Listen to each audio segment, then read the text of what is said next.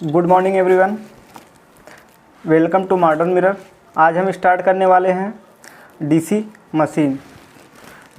जैसा कि आप जानते हैं डीसी मशीन दो प्रकार के होते हैं।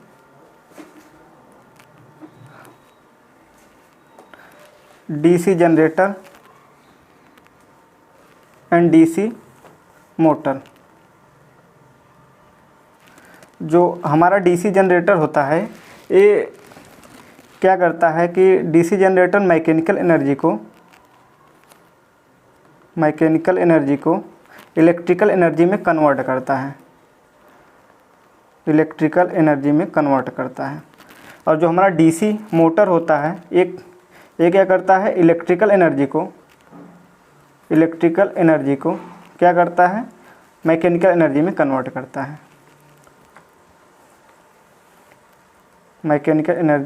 करता है। और जो हमारा डीसी जनरेटर होता है ये फ्लेमिंग राइट हैंड रूल पर काम करता है। और जो डीसी मोटर होता है ये फ्लेमिंग के लेफ्ट हैंड रूल पे काम करता है।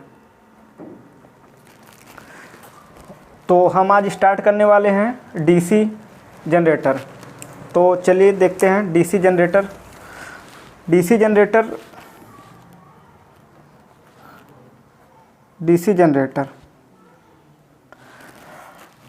जैसा कि आप जानते हैं डीसी जनरेटर फ्लेमिंग के राइट हैंड रूल पर वर्क करता है। इसका जो प्रिंसिपल होता है ये फैराडे के इलेक्ट्रोमैग्नेटिक इंडक्शन पे कार्य करता है। प्रिंसिपल जो होता है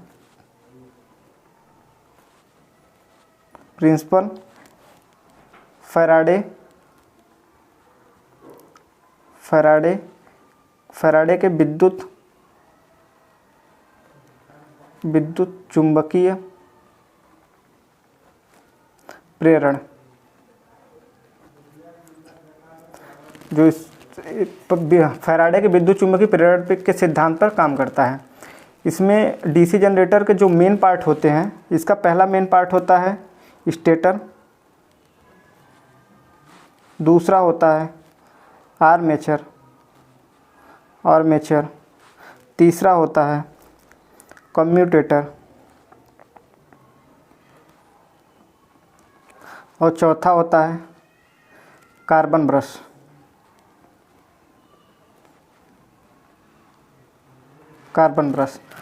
तो हम आज डीसी जनरेटर की वर्किंग क्या होती है वो आप देख लेते हैं इस लेक्चर में। तो हम देखते हैं डीसी जनरेटर जैसा कि हम जानते हैं फ्लेमिंग के राइट हैंड रूल पे काम करता है। जो हमारा डीसी जनरेटर होता है ये फैराडे के विद्युत चुंबकीय प्रेरण पर वर्क करता है। प्रेरण के सिद्धांत पर वर्क करता है। ओके, तो हम इसकी वर्किंग समझने के लिए हम एक स्टेटर बना लेते हैं। ये मान लीजिए हमारा स्टेटर है। इसमें स्टेटर में ये नॉर्थ हो गया, ये साउथ हो गया। स्टेटर में जो हमारा मेन फ्लक्स होता है नॉर्थ टू साउथ चल रहा है। और इसमें हम क्या करते हैं, एक आर्मेचर को हम इसमें रखते हैं। मान लीजिए ये आर्मेचर है। इस आर्मेचर को हम अगर समझना चाहें, मान लीजिए कि हमारा आर्मेचर हो गया। इस आर्मेचर को हम क्या कर रहे हैं, इसमें प्लेस कर रहे हैं। तो इसमें मान लीजिए कि हमारे दो कंडक्टर हैं, एक कंडक्टर, दो कंडक्टर। हम इसकी वर्किंग इजी वे में समझने के लिए क्या करते हैं, किसी एक कंडक्टर को बनाते हैं। तो ये मान लीजिए हमारा नॉर्थ हो गया, ये साउथ हो गया और ये फ्लक्स जो चल रहा है north to south, main flux north to south. और इसको हम एक कंडक्टर को बना लेते हैं जिससे समझने में आसानी होगी। तो ये मान लीजिए सिंगल कंडक्टर है इस सिंगल कंडक्टर को मान लीजिए हम पोजीशन 1 दे देते हैं, यहाँ पोजीशन 2 दे देते हैं, यहाँ पोजीशन 3 दे देते हैं, यहाँ पोजीशन 4 दे देते हैं। और इसको समझ लेते हैं कि जो आर्मेचर में उत्पन्न होने वाला वोल्टेज कैसा होगा। तो मान लीजिए एक सिंगल कंडक्टर, मान लीजिए सिंगल कंडक्टर है, ये इस समय इस स्थिति में है, जो कि मान लीजिए कि यहाँ कोई कंडक्टर रखा हुआ है, जो स्टेटर का मेन फ्लक्स है जो नॉर्थ वाला है, ये इधर से फ्लक्स इस साइड चल रहा है, ऐसे चल रहा है। तो इस समय ये कंडक्टर को कोई फ्लक्स कट नहीं करेगा। तो इस समय इस जो आर्मेचर का वोल्टेज होगा ये 0 होगा फर्स्ट पोजीशन पे। जैसे जैसे एक कंडक्टर घूमना स्टार्ट करेगा तो वैसे वैसे क्या होगा कि जो वोल्टेज है आर्मेचर का वो बढ़ना स्टार्ट होगा और पोजीशन 2 पे मैक्सिमम हो जाएगा, पोजीशन 2 पे। फिर जैसे जैसे ये घूमता है थर्ड पोजीशन पे आता है तो उस समय भी क्या होता है, 0 हो जाता है, कोई भी फ्लक्स इस कंडक्टर को कट नहीं करता है। तो इस समय क्या हो जाएगा, थर्ड पोजीशन पे 0 हो जाएगा। फिर घूमना स्टार्ट करता है, फिर घूमना स्टार्ट करेगा तो एक कौन से फोर्थ कंडीशन पर पहुँचेगा तो मैक्सिमम फ्लक्स कंडक्टर इस समय मैक्सिमम होगा।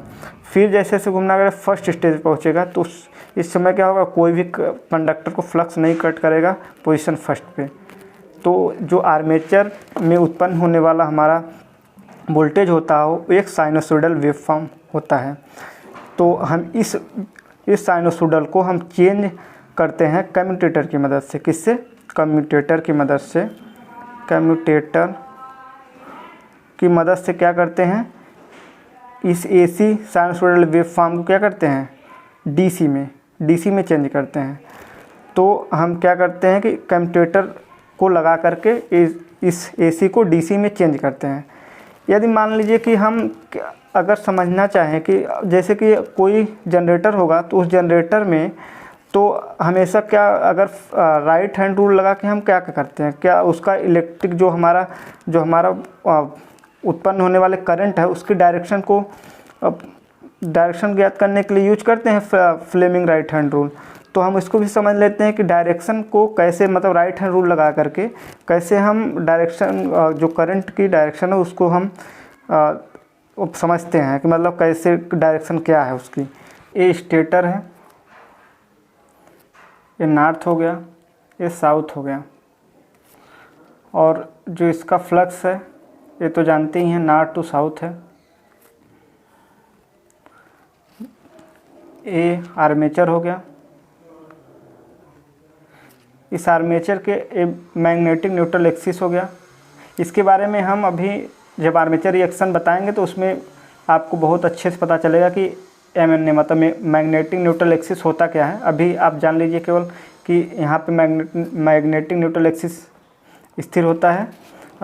तो फिर हम क्या करते हैं कि मान लीजिए इस कंडक्टर 1 हो गया, कंडक्टर 2 हो गया, 3 हो गया, 4 हो गया, ऐसे ही इधर 1 2 3 4।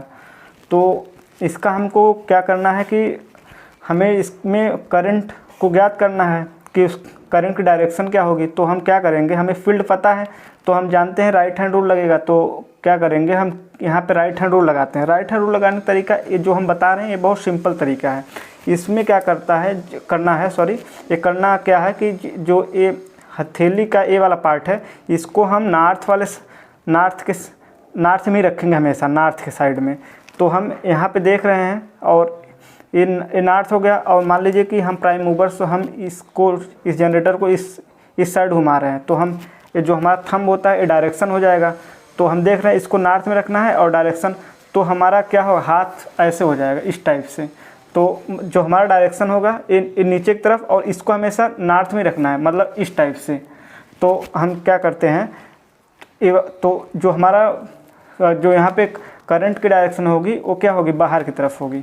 तो यहाँ बाहर में क्या होता है, जब डार्ट लगाते हैं ऐसे ही तो इसकी डायरेक्शन इधर हो जाएगी, मतलब इधर डायरेक्शन है तो इसमें डार्ट इधर हो जाएगा। फिर जैसे ही इधर जाएगा तो फिर इसकी डायरेक्शन क्या हो जाएगी, इस साइड हो जाएगी। तो इसमें क्या होगा कि हमेशा इसको तो नॉर्थ में रखना है, और फिर इसमें क्या हो जाएगा, डायरेक्शन ऊपर की तरफ है और हमारा नॉर्थ में इसको रखना ही है। तो इसमें क्या होगा, करंट की दिशा अंदर की तरफ होगी। तो यहाँ क्रॉस हो जाएगा। तो इस टाइप से हम जनरेटर, जो डीसी जनरेटर होता है, इसके करंट के डायरेक्शन को ज्ञात करते हैं। तो जैसा कि हम उम्मीद करते हैं आपको समझ में आया होगा। अगर आपको कोई भी डाउट लगता है तो कमेंट बॉक्स में ज़रूर बताएं। तो थैंक यू।